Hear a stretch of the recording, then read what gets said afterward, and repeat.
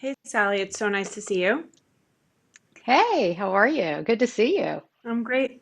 Great, thanks. So, Sally, I remember the first time we met. It was in 2017 in Las Vegas, of all places, at Money 2020, back when we used to be able to do things like that and go to conferences in person. So, Money 2020 is always a whirlwind, and it's sometimes hard to remember details about conversations, let alone people you had them with. But meeting you and our conversation was so impactful for me. At MasterCard, we have a longstanding commitment to financial inclusion and everyone participate in the modern economy with digital first financial tools. But what you made me realize that day was that just giving the same tools to everyone might not be enough. So there's often talk of the wage gap between men and women, but not how it compounds over a lifetime because women make less, take more time out of their careers to care for children and also older adults, and they invest less than men. Even women who do save for retirement can find themselves $1 million behind their male counterparts. It's something I learned from you. Can you tell us a little bit more about how it's become your mission to fix this and what you've been doing about it?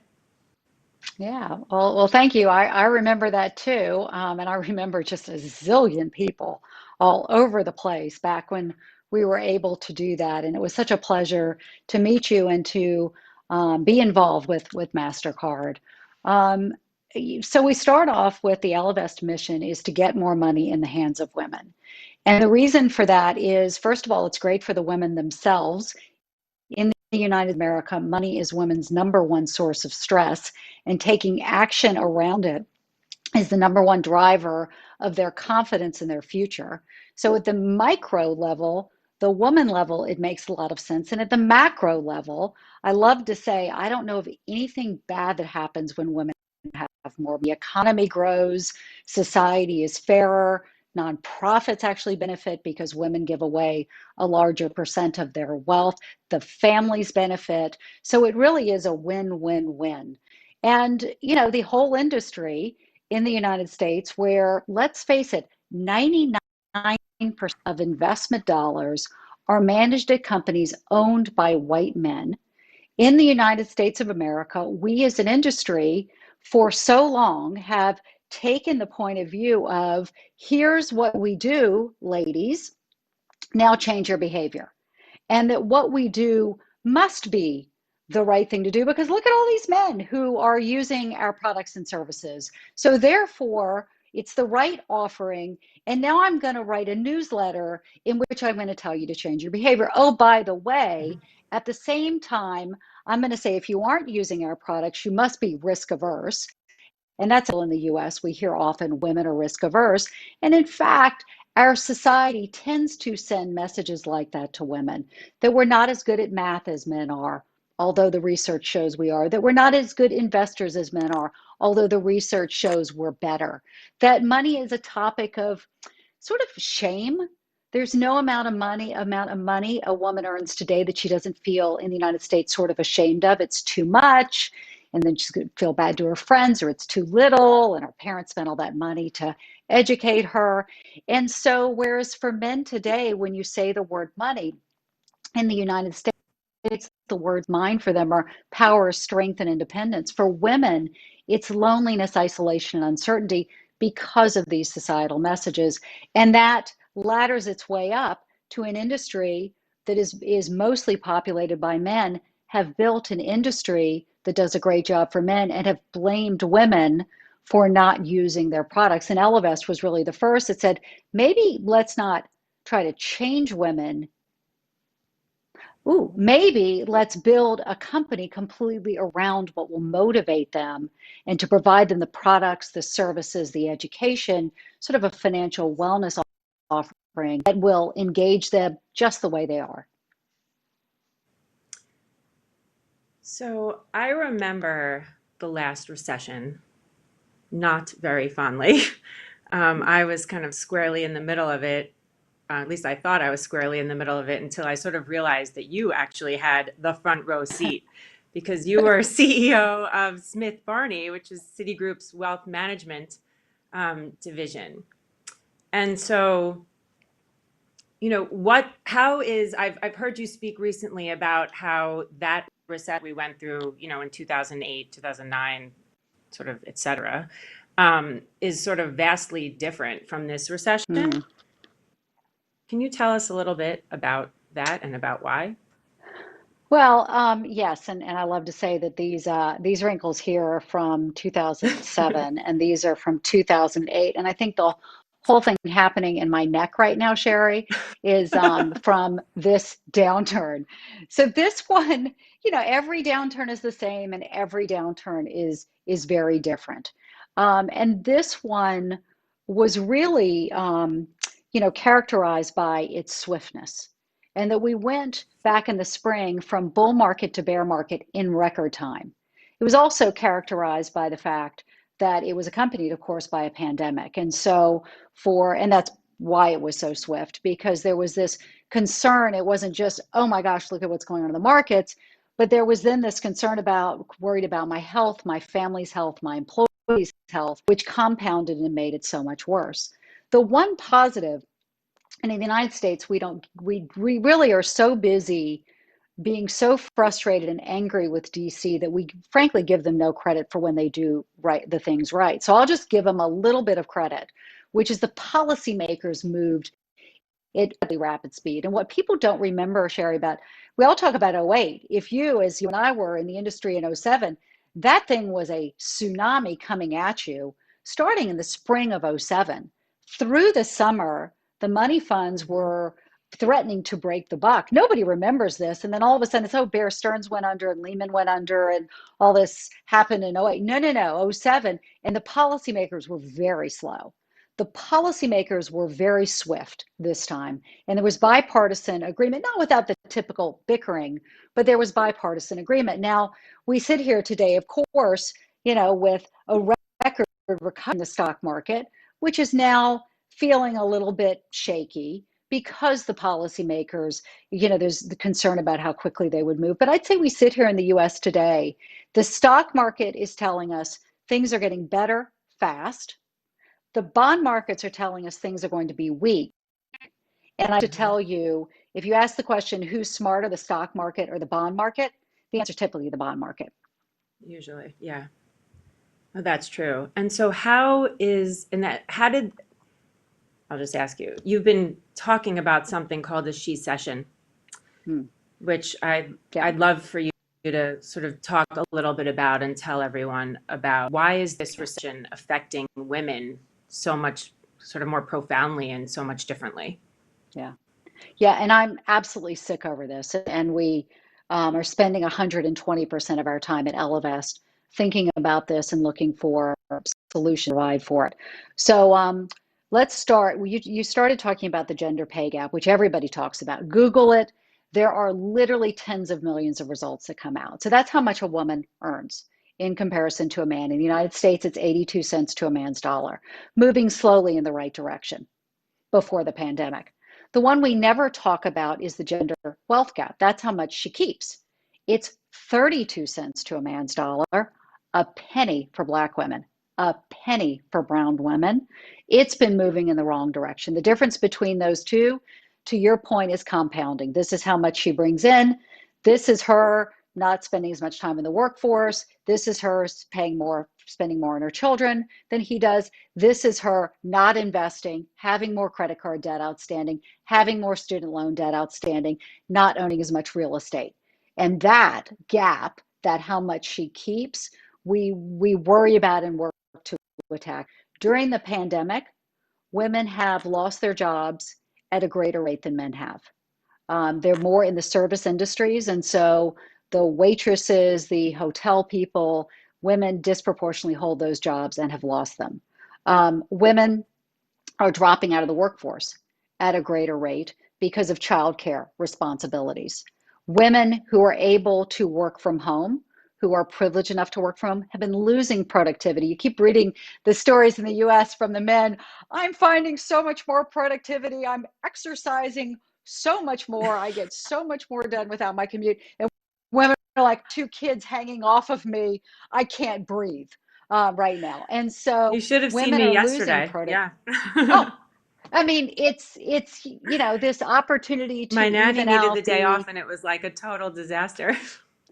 right, right, and it's disproportionately falling on women. And the other thing I would is that women also are a greater share of our essential workers, of our nurses, our frontline workers. And so this is really our first She Session where there's a Bloomberg headline from a couple days ago that say women are at risk in the United States of losing literally decades of economic advancement. Literally decades. It's hard for me to believe, Sherry, that we are talking about, you know, I mean, at Alavest, we're not talking about anything else, but that we're even talking about anything else because the impact of this is so profound and life changing and society changing. And so how is that, I mean, I totally agree and we see it too. I mean, how is what you're doing with money membership kind of been geared to kind of Yeah. address this right now? Yeah. So at Ellevest, we started out when we launched. By the way, Sherry, I don't know if you remember this. We launched 4 years ago. We launched the day before the presidential election because we were going to have a female president. So everyone wore their pantsuits to work, and we were all ready to I go and remember talking celebrate about that. this with you too. Oh my gosh. Um, anyway, so we were in investing, a fintech company. Some would call us a robo investing company built around women, built by women for women. And we worked to be as inclusive as we possibly could be. We had no minimum to invest. You could literally invest with a penny.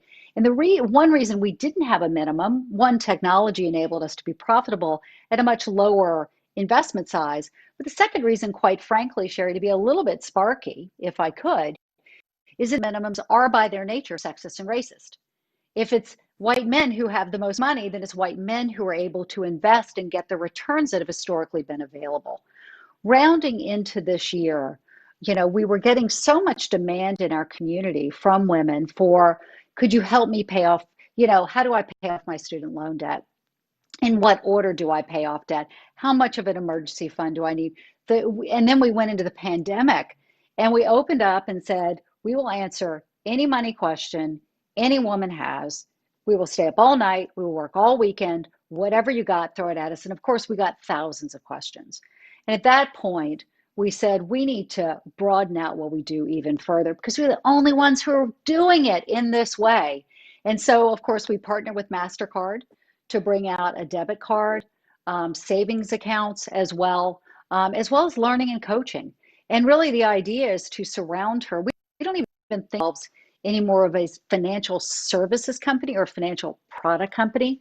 We're really becoming a financial wellness company where we surround her with, yes, the products she needs, but the data, the information, the coaching, the community in order to help her move forward with her money. So, um, there's been a lot of now talk about racial justice, something, that we should have probably been talking all of been, us have, should have been talking about kind of more frequently, but in kind of just recently, it's been sort of a much bigger topic. And I've heard you say, that it's kind of critical to also address racial justice in order to fix the gender equality problem. Mhm. I'm curious about kind of why that's the case and what you've kind of been doing on the Ellevest platform in terms of adding options for impact investing and things like that, and how this all comes together. Yeah, so great question. So if we back up, if we look at the ways our industry, and I'll talk about the investing industry, has fallen short for women, one way is that we haven't offered a broad enough range of impact investments. And that my industry historically has said, you know what, that's really cute. Invest for the highest return, risk adjusted return, and give your money away later. And the existing customers of the industry said that sounds great. By the way, if you invest for impact, you have to give up return. And women, and by the way, millennials have said, that doesn't make any sense to me. Why, if I'm investing in, say, a company that does great things for the environment, does that mean I have to give up return? Why, if I'm investing in companies that advance social good, good workforce policy. Why do I have to give up return? If I'm investing in companies that have good governance, I have to give up return for that. And then, of course, our favorite at Ellevest, if I'm investing with a gender lens, and all the research says that gender lens companies with more women, color, diversity in the senior leadership have higher ROEs, lower risk, greater innovation, greater employee engagement, greater customer engagement. The power of diversity is so great that diverse teams outperform smarter teams. But I have to give up return? What? Didn't make any sense. And in fact, it probably made sense. You probably, I'm sure it would show you gave up returns 10 years ago. This industry has moved. And yet today, financial advisors, just a single digit percent of financial advisors have spoken to their clients about investing for impact. And I know why. I ran Merrill, I ran Smith Barney. It's because if you got a good thing going and your client's happy, why go ahead and rock the boat? And then they'll be like, well, why didn't we do this 5 years ago? So I totally get it. So at Ellevest, we offer both, and we've got two broad offerings at Ellevest. We've got the digital and we have private wealth. And we offer investing for impact across both of those. Different ways. This one's ETF, this one's managed accounts and alternatives, et cetera. But particularly in our high net worth, wealthy women were saying, I want to invest in this way. So we had offered the Ellevest Intentional Impact portfolios. Come around to the spring when we've got this long overdue reignition of the movement for racial justice. Look, Sherry, we try to learn every day. And as we went into our virtual Ellevest offices and began talking about what this was, what we were realizing and recognizing, I said, hold on 1 second. We cannot be for advancing women if we are not anti-racist. That we have to specifically address the issues that hold back Black women, that hold back brown women, that hold back Indigenous women. And in many cases, the issues can be the same. So for example, what I have learned along the way, if, for example, there's a deterioration in the environment, it hurts everybody. It hurts women more because we have less. It hurts people of color more as well.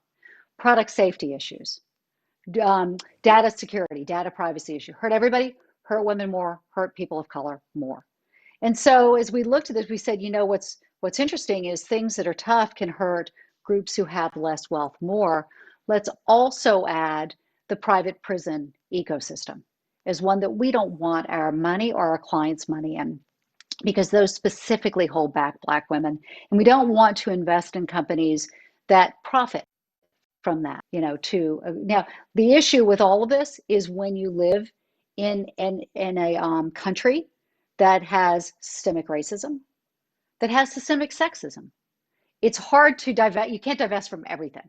And so there are, by its nature, shades of gray here that we may not be comfortable with. I always say to our clients, and we always recognize that women don't have as much money as men do. And that's not great, and it's not moving enough in the same direction, but we do have trillions of dollars. And every dollar we invest and every dollar we spend is a vote. In one way, we're talking so much in the US about voting, but every dollar we have represents a vote as well. It sure does. So thank you so much, Sally. This has been awesome. And on behalf of women everywhere, thank you for everything that you do. Thanks so much. Thank you. Back at you. Thank you.